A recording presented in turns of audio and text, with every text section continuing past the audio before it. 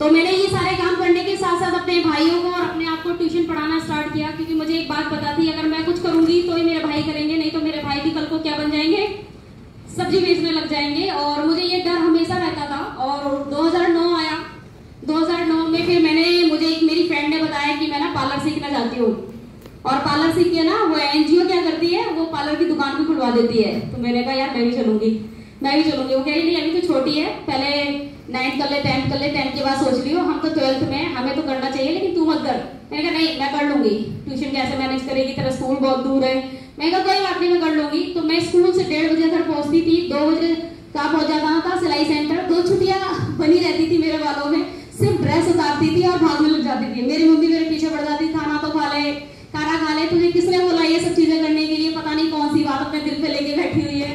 तो मैंने कहा ऐसा कुछ भी नहीं है, बस मेरी फ्रेंड सीख रही है ना, कल को मैं अकेली हो जाऊंगी, इसलिए मुझे भी सीखना है। और मैंने उस टाइम सीखना स्टार्ट किया, तो मैं वहां पे चेली बनकर काम करती थी। क्या करती थी? सभी लोग आते थे, अपना फीस देते थे, सीखते थे और चले जाते थे। बट मैं वो जो टीचर रहती थी ना, कोशिश करती थी कि उसका दिल जीत लूं। जो वो मुझे सिखाती थी, दीदी दीदी करके, दीदी आपके लिए पानी लाओ, दीदी मैं फाइल लेकर आऊं, दीदी ये करूं, दीदी वो करूं। अच्छा, तो क्या है कि वो मुझे एक्स्ट्रा सिखाती थी। क्या करती थी? एक्स्ट्रा सिखाती थी। और धीरे धीरे करते करते मैंने अपना पार्लर का कोर्स कंप्लीट किया। फिर मैंने सिलाई सीखी वहीं पे, और मेहंदी सीखी।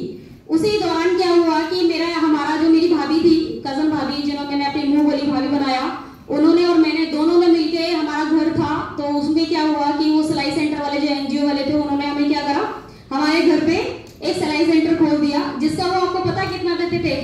30 रुपए एक व्यक्ति का देते थे महीने का, और उसमें से 15 रुपए मुझे मिलते थे।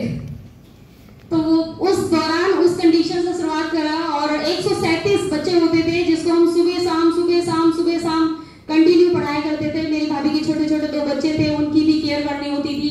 और वहां पे भी फिर हम लोग को क्या होता था कि स्कूटी से, एक्टिवा स्कूटी निकलवाई हमने, एक्टिवा स्कूटी से बहुत दूर दूर, जो प्रधान होता है ना गाँव का, आपने देखा होगा, तो हमारे एरिया का एक प्रधान था, उसके ऑफिस में बैठ के Aadhaar card, PAN card, ration card, जो वो बोलता था वो सारी फॉर्मेलिटी करते थे हम दोनों बैठ के, क्योंकि हम पढ़े लिखे थे।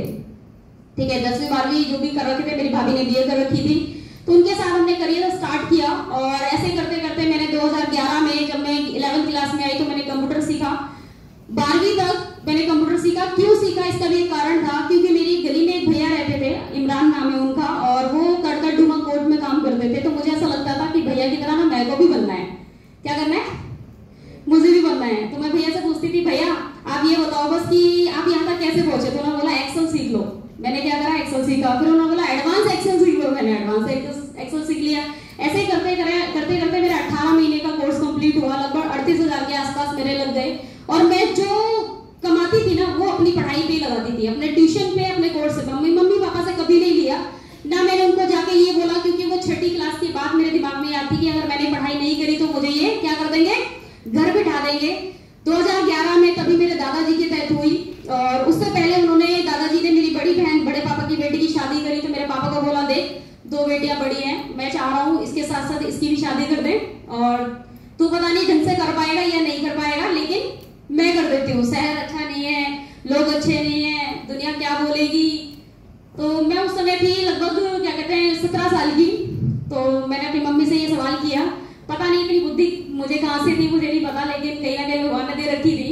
तो मैंने ये क्वेश्चन किया कि क्या मेरे आज शादी करने से दादाजी बच जाएंगे?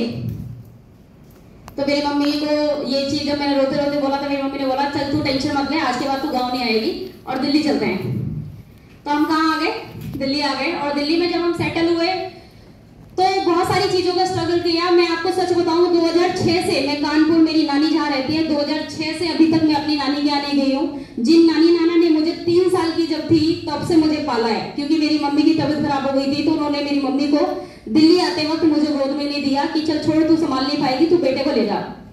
और 6 साल तक मैं वहीं रही और वहीं से पढ़ाई करी, वहीं पे सारी चीजें करी। जब मैं 5 साल की लगभग हो गई, 6 साल की, तो मेरा फर्स्ट क्लास में एडमिशन हुआ यहाँ, और तब से मैंने यहाँ पढ़ाई करना स्टार्ट किया। तो मैं आपको सिर्फ इतना ही बोलना चाहूंगी कि बचपन से ही स्ट्रगलिंग देखी, बचपन से ही प्रॉब्लम देखी, बट कभी हिम्मत नहीं हारी।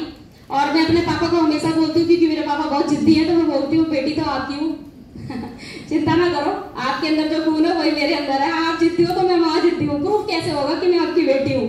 तो वही मेरे सीनियर भी मुझे ऐसे ही मिले, तो मेरे सर भी बहुत जिद्दी है, इतने जिद्दी है कि उनको अपनी बात मनवानी है तो ये बोलते हैं मेरे रूल मेरा बिजनेस, भाड़ा में जाओ। तो मैं बोलती हूँ ओके सर। तो ये क्या है, अगर मैं मानूंगी तो ही कुछ पूरा होगा, नहीं मानूंगी तो पूरा नहीं होगा। और जैसे कि आज आप अपना प्रिंट आउट देख रहे हो, उसमें भी लिखा है बिलीव।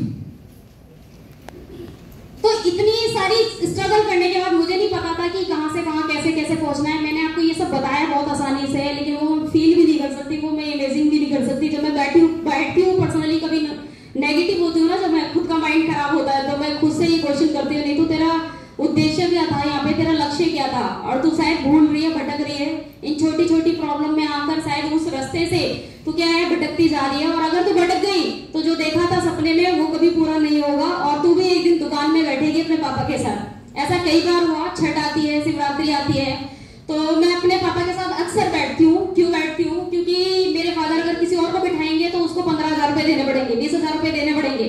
और सबसे बड़ी बात है, किसी रिश्तेदार में बुलाएंगे तो हाई भी लगेगी, वो कहेगा इतना कमाते हैं और हमें इतना सा दे देते हैं 15,000, इसका मतलब इतनी मेहनत करवाते हैं। तो बहुत सारी बातें होती थी। और दिवाली पे, शिवरात्रि पे, बहुत सारे ऐसे फेस्टिवल होते थे, छठ होती थी, इसमें हमें पूरे साल की हमारी मेहनत होती है। तो मैं अपने पापा के साथ अक्सर बैठा करती थी और बोलती थी एक दिन कामयाब होंगी ना, बहुत बड़ी बनूंगी तो मेरे पापा को रोड पे नहीं बैठने दूंगी। कहाँ नहीं बैठने दूंगी? रोड पे नहीं बैठने दूंगी। और वो दिन थोड़ा थोड़ा बदला भी स्मार्ट वैल्यू आने के बाद।